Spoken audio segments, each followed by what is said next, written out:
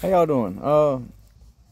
It's what is it? Saturday the 23rd, I think it is. I believe 24th, something like that. Anyway, all right. So here's what I'm doing. I'm gonna flip it around. Got my carburetor off. I was at the track. I'm gonna show you a clip of it at some point, but yeah, I was at the track and I got the 513 gears in the rear, spool, whole 9 yards, and my takeoff, you know, from the starting line is a little more aggressive now. I didn't quite get the 60 foot that I think I should be getting because of a stumble.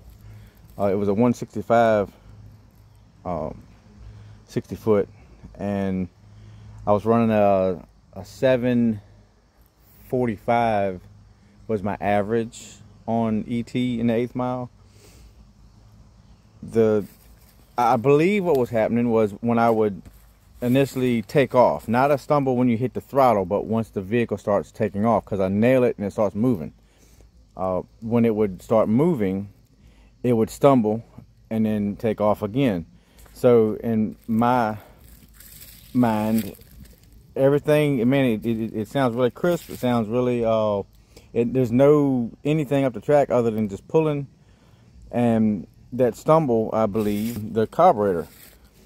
I installed these jet extensions.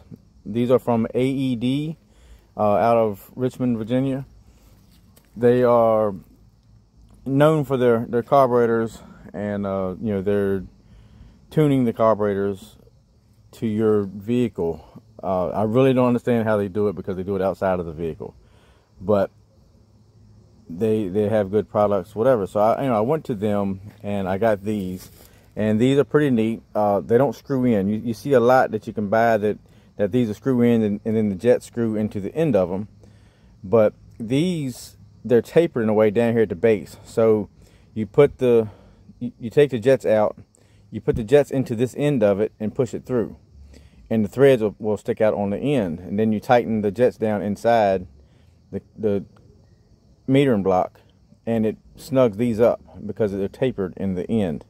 So anyway, the jet extension, I believe that's what my problem was. I'm not 100%, but I'm very confident about it, that is the issue.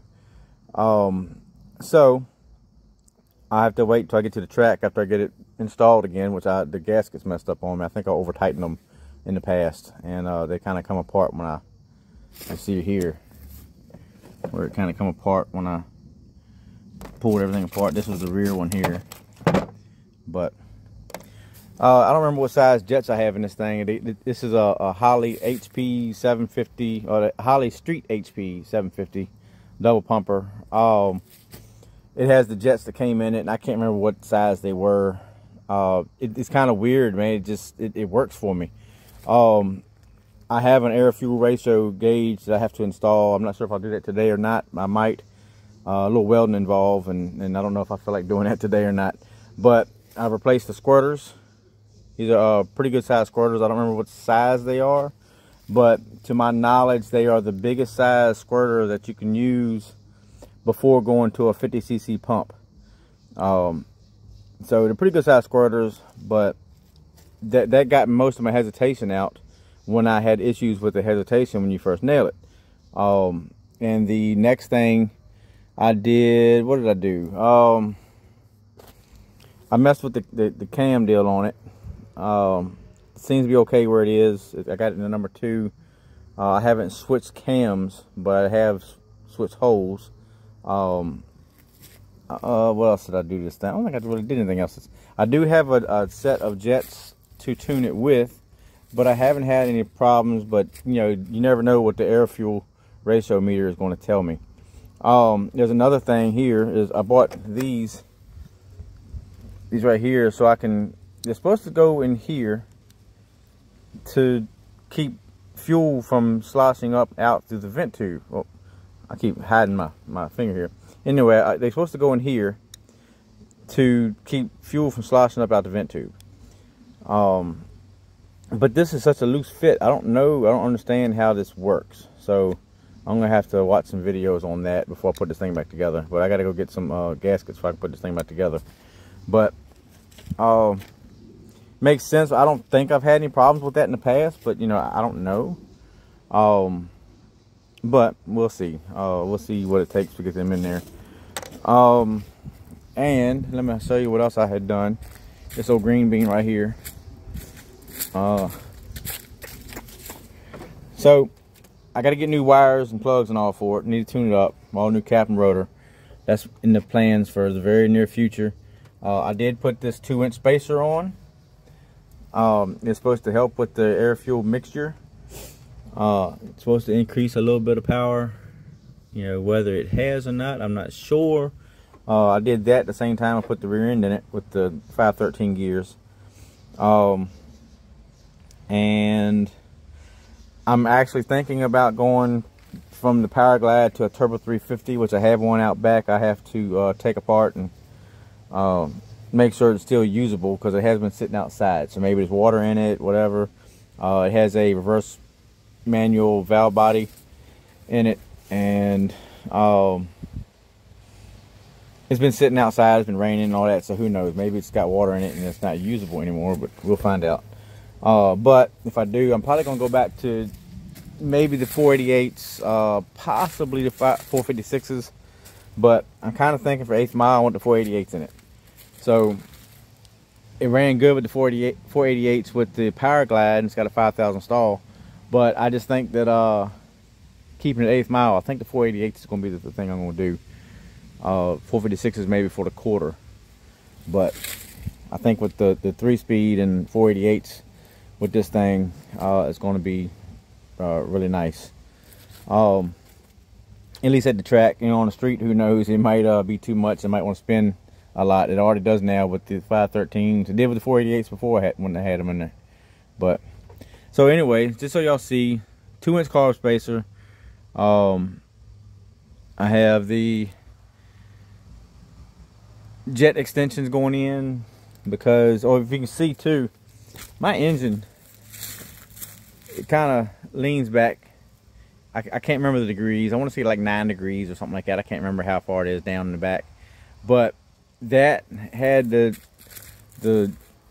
fuel. Let's say you have the jet window that's in the little window right there that tells you how much fuel's in it.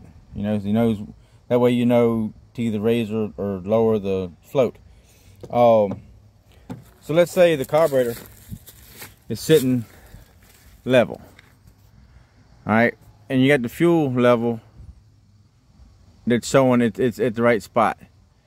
But then if you take into account it's leaning back, now the fuel is going to be going like this. It lowers it on the front side and raises it on the back side of the bowl.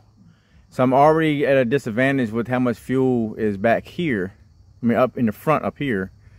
So I was thinking that when it took off, it was starving the jet, because it's already disadvantaged because it's lower anyway. But you know, who knows if that affects the level of the float when it's like that? I don't know. But I do feel it was starving the jets. So I don't know. It's just a thought, and I'm just attempting to fix something that I don't know. You know, I messed with the timing. I had the timing.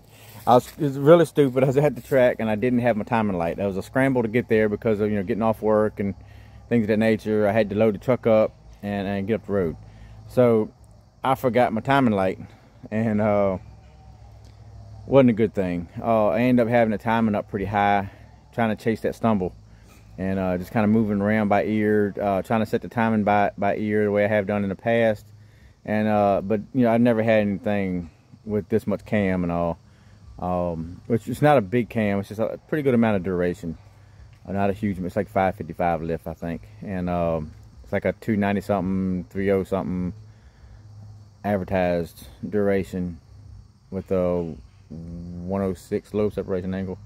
So you know, it sounds pretty good, runs pretty good, but setting the timing by ear isn't the best thing to be doing.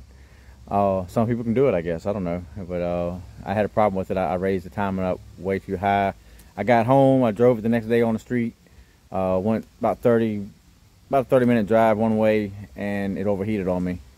Back timing down a little bit, drove it home, overheated on me again. And that's when I put a timing light on it after I got home and realized that the timing was still about, I don't know, I had it like 41 with a locked out timing, and so it was probably another 6 degrees higher. I mean, it was, yeah, like mid to upper 40s in advance, so it was getting a little hot on me. But anyway, I just want to share that with y'all and let you know what I'm doing. Possibly turbo 350, 3-speed instead of a power glide. Probably go back to 488s, I think. And what else? I